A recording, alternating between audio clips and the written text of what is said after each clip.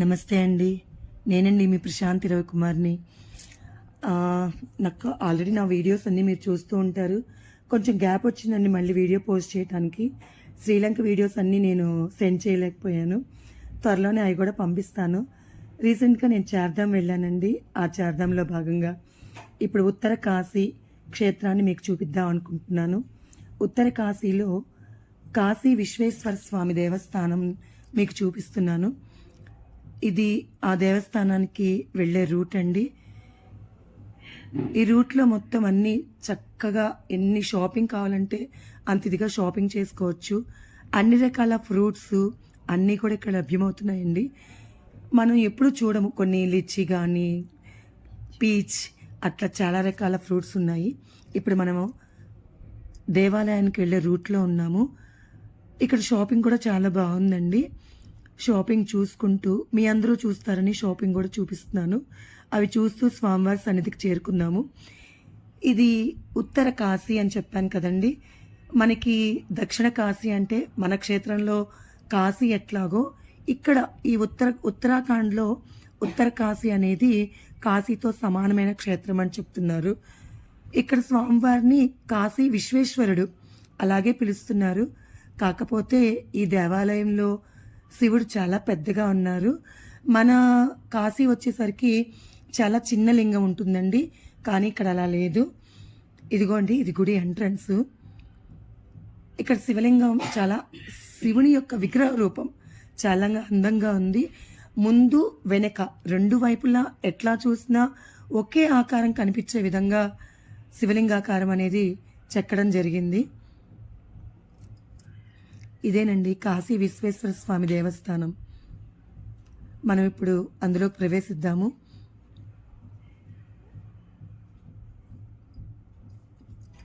ఈ కాశీ విశ్వనాథ దేవాలయంలోకి ప్రవేశించగానే ప్రథమ పూజ్యుడు గణపతిని దర్శించుకుందాం.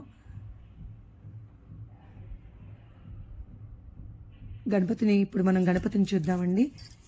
ఇక్కడ అనేక ఉపాలయాలు కూడా ఉన్నాయి, అవన్నీ కూడా మీకు చూపిస్తాను. ఇదే స్వామివారి సన్నిధండి, మెయిన్ టెంపుల్ ఇదే. ఈ టెంపుల్లో స్వామివారి పైన బ్రహ్మకమలాలు అమర్చి ఉంటాయట. యాక్చువల్గా మనం చూసే బ్రహ్మకమలాలు కాదండి, ఇవి పత్తితో పువ్వు చేస్తే ఎట్లా ఉంటుందో ఆ విధంగా ఉన్నాయి.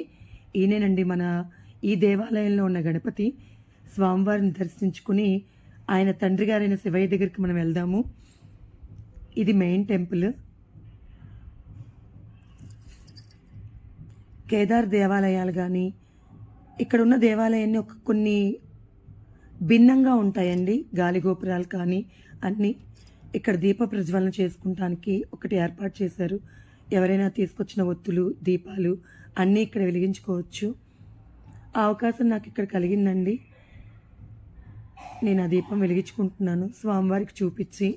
చాలా తృప్తిగా అనిపించిందండి. ఎందుకంటే ఎక్కడి నుంచో మనం తీసుకొచ్చిన దీపాన్ని ఈ స్వామి సన్నిధిలో వెలిగించి ఆయనకి చూపించడం చాలా తృప్తిగా అనిపించింది. అంతేకాకుండా ఇది అమ్మ చేసిన ఒత్తులు. అమ్మ చేసిన ఒత్తుల్ని ఆమె పేరుగా ఇక్కడ నేను వెలిగించినందుకు చాలా తృప్తిగా అనిపించింది.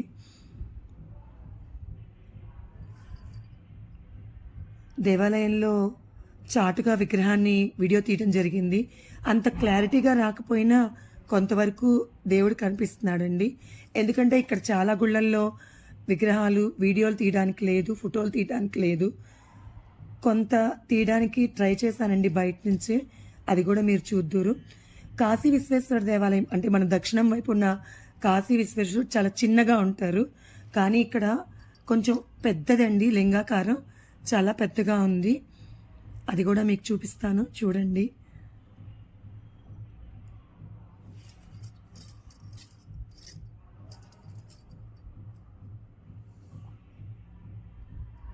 ఇదేనండి మెయిన్ ద్వారం, నందీశ్వరుడు. వెనుక వైపు శివయ్య. ఈ శివలింగం చెప్పాను కదండి, చాలా పెద్దది, కానీ పూర్తిగా అలంకారంతో నిండిపోయి ఉంది. అందువల్ల అంత క్లారిటీగా మీకు శివలింగం కనిపించడం లేదు. అంతేకాకుండా ఈ దేవాలయంలో అనేక ఉపదేవాలయాలు కూడా ఉన్నాయండి.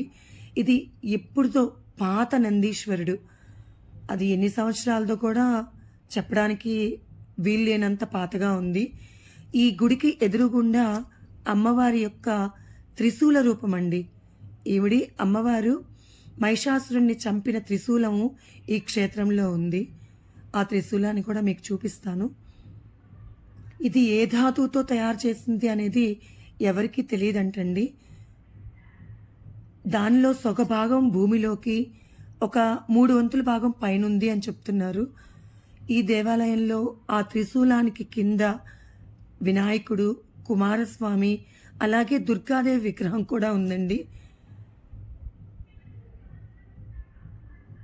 అది ఏ మెటీరియల్తో తయారు చేసింది అనేది ఇప్పటికి కూడా ఎవరికీ తెలియదట. అంత త్రిశూలము. ఇదిగోనండి అదే.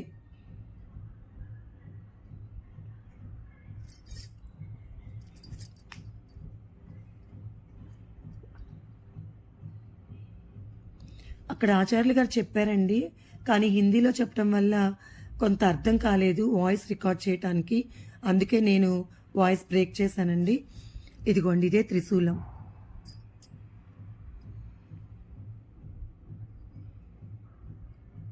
చూశారు కదా ఎంత పెద్దగా ఉందో. అమ్మవారు రాక్షసుల్ని సంహరించిన త్రిశూలం అని చెప్తున్నారు. అంతేకాకుండా ఇక్కడ చెప్పాను కదా ఎన్నో ఉప ఆలయాలు ఉన్నాయని. ఆ ఆలయాల్లో ఈయన విష్ణుమూర్తి, శనీశ్వరుడు, ఆంజనేయ స్వామి, ఇలా అనేక రకాల దేవాలయాలు ఈ ప్రాంగణంలో ఉన్నాయండి.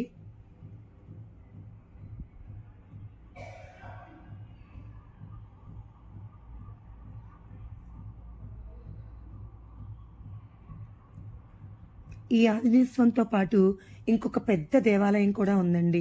అది కూడా మీకు చూపిస్తాను.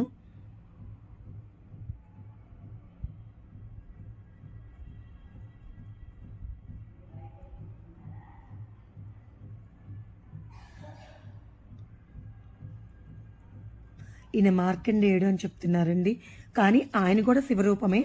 మార్కండేయ స్వామి అని రాసుంది.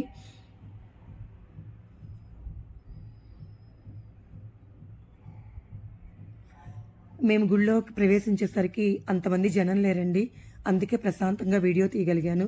మీకు చెప్పాను కదా ఇంకొక హనుమాన్ టెంపుల్ ఉందని. ఆ హనుమాన్ టెంపుల్లోకి ఇప్పుడు మనం ప్రవేశిస్తున్నాము.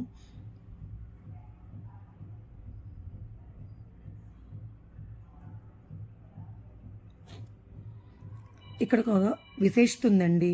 మనం ఏదన్నా మనసులో కోరిక కోరుకుంటే ఆ కోరిక నెరవేరాలని ఒక కొబ్బరికాయను తీసుకుని ఇక్కడ స్వామివారి సన్నిధిలో ఇలా కడితే కనుక ఆ కోరిక త్వరలో నెరవేరుతుంది అని చెప్తున్నారు. ఆ విధంగా కట్టిన కాయలండి. మన మనసులో ఉన్న కోరికను నెరవేర్చుకోవాలంటే ఇక్కడ ముడుపులాగా స్వామివారికి ఒక కొబ్బరికాయను సమర్పించుకోవాలట. అవి అక్కడే అమ్ముతున్నారండి.